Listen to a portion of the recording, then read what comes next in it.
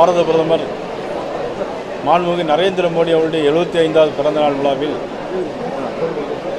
தமிழகம் முழுவதும் கொண்டாட வேண்டும் என்று முடிவெடுத்து அதனுடைய அடிப்படையில் எல்லா இடங்களிலும் ஏழைகளுக்கு நலத்திட்ட உதவிகள் வழங்குவதற்கும் இது மாதிரி இலவச மருத்துவ முகாம்கள் மூலமாக ஏழை எளிய மக்களுக்கு மருத்துவங்கள் வழங்குவதற்காகவும் எல்லா இடங்களிலும் பிளட் டொனேஷன் கேம்ப் நடத்துவதற்காகவும் விளையாட்டுப் போட்டிகள் மற்றும் பல்வேறு மக்களுக்கு உதவி செய்கின்ற வகையில் இன்றைய தினம் ஆரம்பிக்கப்பட்டு அக்டோபர் 2ஆம் தேதி வரையிலும் சேவை வாரமாக அறிவிக்கப்பட்டு கொண்டாடி கொண்டிருக்கிறோம். அந்த வகையில் இன்று ஐயாவு மகாலில் எங்களது மாவட்ட தலைவர் லதா மாரியப்பன் அவருடைய தலைமையில் முன்னாள் மாவட்ட தலைவர் தனசேகர், அன்புக்குரிய அண்ணன் பாரதிய ஜனதா கட்சியினுடைய துணைத் தலைவர் அண்ணன் சக்கரவர்த்தி அவர்கள், நமது சுமதி வெங்கடேசன் அவர்கள், இந்த மண்டல தலைவர் வேல்முருகன் அவர்கள், முன்னாள் சட்டமன்ற உறுப்பினர் திரு முத்துகிருஷ்ணன் அவர்கள் மற்றும் இந்த நிகழ்வில் கலந்து கொண்டிருக்கிறது பாஸ்கர், கிளைக்கழகத்தின் பொறுப்பாளர் அனைவருக்கும் எனது நன்றியை தெரிவித்துக் கொள்கிறேன். எம்ஜிஆர் மருத்துவ பல்கலைக்கழகத்திலிருந்து மருத்துவர்கள் வந்திருக்கிறார்கள், அவர்களுக்கும் தமிழக பாரதிய ஜனதா கட்சியினுடைய சார்பாக எனது நன்றியினை நான் தெரிவித்துக் கொள்கிறேன். 2 வாரமாக சேவை வாரமாக பாரத நரேந்திர மோடி அவர்களுடைய பிறந்த நாளை கொண்டாடுவதற்காக நாங்கள் கொண்டாடி வந்து கொண்டிருக்கிறோம். சார், என்டிஏ அலைன்ஸ் தொடர்ந்து ஒரு சலசலப்பு சர்ச்சைகள் இருந்துகிட்டே இருக்கு. எப்போ முடிவுக்கு வரும் நினைக்கிறீங்க? என்டிஏ அலையன்ஸில் சர்ச்சைகள் நம்ம சொல்ல முடியாது. ஒரு கூட்டணி வரும்போது எல்லா கூட்டணி கட்சிகளுமே கொள்கை அளவில் எந்த கூட்டணியும் கிடையாது. ஆக கூட்டணி தேர்தலுக்காக சில கூட்டணிகள் வைக்கப்படுகிறது. அதனால் சில கருத்து வேறுபாடுகள் இருக்கும். இன்னும் தேர்தலுக்கு இன்னும் 8 மாதம் இருக்குது. அதனால் இன்னும் இந்த 8 மாதத்தில் இருக்குது, பல்வேறு மாற்றங்கள் வரும்.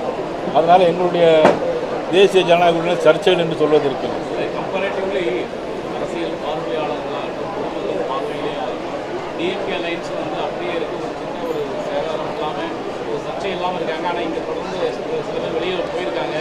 இன்னும் தொடர்ந்து ஒரு சூஸ் போயிட்டு இருக்கு. நல்ல கேள்வி தான். ஏன்னா அவங்க அப்படியே தான் இருக்கிறாங்க. மக்களுக்கு எந்த நன்மையும் செய்யலை. இதுவரையிலும் சொன்ன எந்த ஒரு விஷயங்களையும் அவங்க இதுவரைக்கும் செய்யதே கிடையாது. தேர்தல் இருக்கிற பல்வேறு தேர்தல்கள் சொல்லியிருக்காங்க. அவருடைய நிர்வாக சீர்கேட்டிற்கு ஒரே ஒரு உதாரணம். கடந்த 19ஆம் தேதி சீஃப் செக்ரட்டரி முருகானந்தம் சார் ஒரு அறிக்கை விடுறாரு. எல்லா all additional chief secretaries, all principal secretaries அறிக்கை விடுறாரு. யாரும் லீவ் எடுக்கக்கூடாது அப்படின்னு. எப்படி சார் அரசாங்கம் நடக்குது? எல்லா அசோசியேஷனுக்கும் லீவ் எடுக்கக்கூடாது. அதற்கு என்ன காரணம்னா எல்லா அசோசியேஷனும் உள்ளிருப்பு போராட்டம் நடத்துனாங்க. உள்ளிருப்பு போராட்டம் ஏன் நடத்துனாங்க? தலைமைச் செயலகத்திலே உள்ளிருப்பு போராட்டம் நடக்குன்னா ஆசிரியர்கள் போராட்டம், துப்புரவு தொழிலாளர்கள் போராட்டம். கூட்டணி மட்டும் பலமாக வச்சுருந்தா போராதில்ல, மக்களுக்கு நன்மையை செய்யணுங்களா? அதனால தான் நான் சொல்கிறேன், எங்கள் கூட்டணி வெற்றி பெற கூட்டணியில் பல்வேறு உடற்பாடுகளை மீடியாக்கள் மூலமாக திமுக அரசு செய்வதற்கு முயற்சித்தது. இப்போ நான் சொல்கிறது உண்மையாக பையன் உங்களுக்கு தெரியுமே. இப்போ சற்று முன்னாடி சிஎம் ஒரு ஸ்டேட்மெண்ட் ரிலீஸ் பண்ணியிருக்காரு. பழைய எதிரிகள் புதிய எதிரிகள் யாராக இருந்தாலும் எந்த கோட்டையாக இருக்கிற திமுகவை அசைக்க முடியாதுன்னு சொல்லியிருக்காரு. யார் சொல்லியிருக்காங்க? சிஎம். அதை யார்? நாங்கள் கோட்டையெல்லாம் ஒன்றும் அசைக்கலை. கோட்டை அப்படி தான் இருக்கும். அந்த கூட்டணியை தான் நாங்கள் அசைப்போம். கோட்டை அப்படி தான் இருக்கும். நாங்கள் அந்த கூட்டணியை தான் அசைப்போம். தமிழகம் ஒன்று தெரிஞ்சுக்கிடுங்க, உறுதியாக தெரிஞ்சுக்கிடுங்க. 2001 கலைஞர் மிகப்பெரிய மெகா கூட்டணி உருவாக்கினார். 96 அவர் தான் முதலமைச்சர். மிகப்பெரிய கூட்டணியை உருவாக்கி காட்டினாங்க. உண்டா இல்லையா அவங்களுக்கெல்லாம் தெரியும். 2001 என்ன ஆச்சுது? யார் ஆட்சிக்கு வந்தாங்க? திமுக ஆட்சி இருந்ததா? இல்லையே. இன்னும் ஒன்று உறுதியாக தெரிஞ்சுக்கிடுங்க, திமுக தொடர்ந்து இதுவரையிலும் ஆட்சி வந்திருக்கா இல்லையா? 5 வருஷம் தொடர்ந்து. அதுக்கு பிறகு தொடர்ந்து என்னைக்காவது வந்திருக்கா? இது வரைக்கும் வரல. அதனால் உறுதியாக ஆட்சி மாற்றம் வரும். எங்களுடைய கூட்டணி வெற்றி பெறும். அதில் யாருக்கு எந்த விதமான சந்தேகம் இல்லை. மத்திய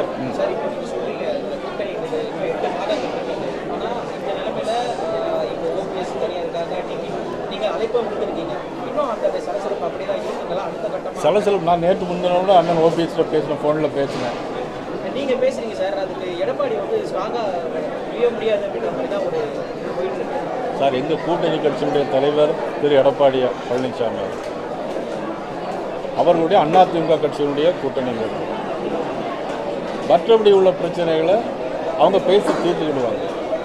அதனால் வந்து இன்னும் 8 மாதம் இருக்குது. அதனால் கவலைப்படாதீங்க, நல்ல முடிவு வரும். பாஜகவுடைய இலக்கு வந்து 2026 கிடையாது. அது பாஜகவுடைய இலக்கு 2026 கிடையாது. சார் அது வந்து அவர் சொன்ன கருத்து வந்து அது அவர்கிட்ட தான் நம்ம கேட்கணும். ஒன்றாச்சா இப்போ வந்து எங்களுக்கு ஆட்சி மாற்றம் தான் எங்களுடைய இலக்கு. அவர் சொன்னால் நம்ம அக்செப்ட் பண்ணலாம். இப்போ தமிழகத்தில் திமுகவுடைய ஆட்சி மாற்றம் தான் எங்களுடைய இலக்கு. ஆனால் 2029 அவர் சொன்ன கருத்துப்படியும் எங்களுடைய இலக்கு பாராளுமன்றத்தில் அதிக இடங்களை நாங்கள் வெல்ல வேண்டும். இப்பொழுது எங்களுடைய கட்சியினுடைய கூட்டணி கட்சியுடைய தலைவர் இபிஎஸ் அவர்கள் அதிக இடத்தையும் வெல்வார்கள். நாங்களும் சட்டமன்ற உறுப்பினர்களாக நிறைய பேர் போவோம். ஆட்சி மாற்றம் வரும். தமிழகத்தில் நல்லாட்சி மலரும். இல்லை அவர் நான் இல்லை அதான் அவருடைய கருத்தை வரவேற்கிறேன். நான் 2029 அதிகமாக வரணும் கூட அவருடைய கருத்தை நான் வரவேற்கிறேன். கனிமொழி சற்று முன்னாடி ஒரு கருத்தை வெளியிட்டிருக்காங்க. மணிப்பூரில் இவ்வளோ கலவரம் நடந்து இவ்வளோ உயிரிழப்பு நடந்திருக்கு, இவ்வளோ நாளாக எட்டி பார்க்க போராடினா 27 வரக்கூடிய தேர்தல் தான் காரணம்னு சொல்லியிருக்காங்க. சார் தமிழ்நாட்டில் நிறைய பிரச்சனை நடக்குது. முதலமைச்சர் நேரடியாக அங்கே போய் பார்க்குறாங்களா? எந்த இடத்துக்கு தமிழ்நாட்டில் முதலமைச்சர் நேரடியாக அங்கே போய் பார்த்துட்டு இருக்கிறாங்க? மணிப்பூர் அளவுக்கு வேறு சைடில் நல்ல விஷயம் நடக்கல சார். கள்ளக்குறிச்சி 65 பேர் சாராயம் குடிச்சு சேர்த்தாங்க சார். 10 லட்ச ரூபா கொடுக்குறாங்க. சரி சார், அவங்க செய்யல தப்பு, திமுக செய்யாத தவறு தான். பட் அதுக்காக நாங்களும் போக இல்லை அதை சொல்லலை. அவர் சொல்கிறாரே அதை சொல்கிறேன் நான். அவர் செய்ததுக்காண்டி சொல்லணும்னு சொல்லலை, அதுக்காண்டி நான் வேற சார்.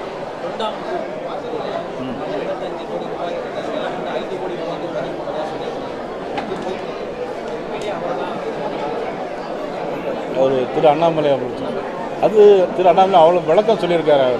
அவருடைய சொந்த பணத்தில் வாங்கியிருக்கேன், அவர் விளக்கம் கொடுத்துருக்கிறார். அதிமுகவோட விவகாரத்தில் பாஜகவோட தலையீடு முழுமையாக இருக்குன்னு சொல்லி பரப்புரையில் அதிமுகவோட அந்த முகச்சு பூசல் விவகாரத்தில் பாஜகவோட தலையீடு முழுமையாக இருக்கு. பாஜக தான் இது போல செங்கோட்டையை பிடிச்சிருக்காங்க.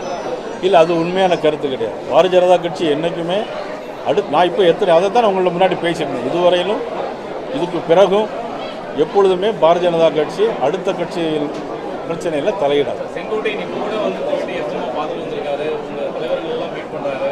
அப்புறம் அந்த கட்சியில் தலையிடுறது இல்லைன்னு சொல்கிறது சார். திரு செங்கோட்டையன் அவர்கள் உள்துறை அமைச்சர் பார்த்து தான் அவங்க சொன்னாங்க.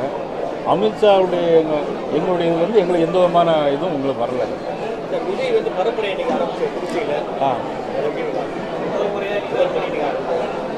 இல்லை, அவர் ஒரு கட்சி ஆரம்பித்து அவருடைய பரப்புரை ஆரம்பிச்சிருக்கிறாரு. அவருடைய நோக்கமும் தமிழ்நாட்டில் திராவிட முன்னேற்ற கழகம் ஆட்சியில் இருக்கக்கூடாதுங்கிறது தான் அவருடைய நோக்கம். விமர்சனம் பண்ண அவர் வந்து ஒரு கட்சி ஆரம்பிச்சிருக்கிறாரு. எந்த வகையில் விமர்சனம் பண்ணுறது சரியாக இருக்கும்? அவங்கள பொறுத்தவரை இன்னும் ஒரு கவுன்சிலர் கூட ஆகலை, ஒரு எம்எல்ஏக்கள் கூட கிடையாது. இப்போ தான் கட்சி ஆரம்பித்து இது பண்ணியிருக்கிறாங்க. எங்களை விமர்சனம் பண்ண வேண்டிய அவசியம் அவருக்கு தேவையில்லைன்னு நான் நினைக்கிறேன்.